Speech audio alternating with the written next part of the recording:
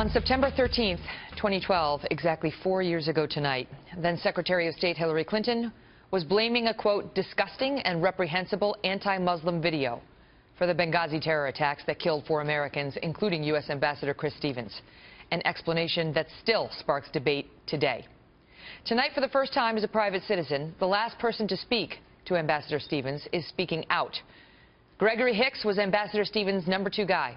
He first went public in 2013 in explosive congressional testimony, claiming desperate pleas for security in Benghazi fell on deaf ears in Mrs. Clinton's State Department. He joins us tonight.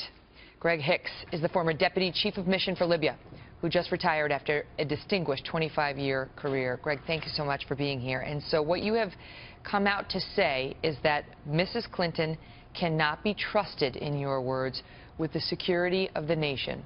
Why? Well, it's important that we look at the Benghazi experience in that exact context.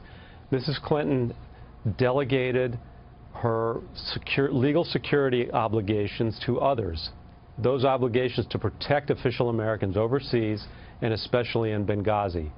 The law says that responsibility rests with the Secretary of State. And what happened is that our security complement in Tripoli was reduced from 34 to 6, so that when Chris Stevens went to Benghazi, we could only let him take 2 security officers with him instead of the dozen or more that he should have had. The results are well known. She claims, now Mrs. Clinton claims that she gave very direct instructions to people who have expertise in security to make sure everything was secure. Well, that's right, and you're making the point that I made, that she delegated those responsibilities and that she didn't pay attention afterwards. And consequently, she must bear the responsibility for those outcomes. In addition, she delegated the decision to divide our personnel in Benghazi between 2 facilities. And that decision cannot be delegated according to the law. But I think one of the things that gets lost is that this was a time when the facility that you were at in Benghazi, Libya, there had been 2 bomb attacks on the consulate in the prior 6 months. The British and the Red Cross had both pulled out of Benghazi over security concerns. Ambassador Chris Stevens had been begging for additional security, which she did not provide.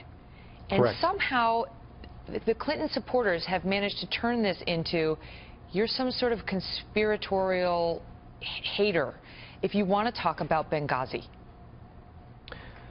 Well, and her spinmeisters are very good at this.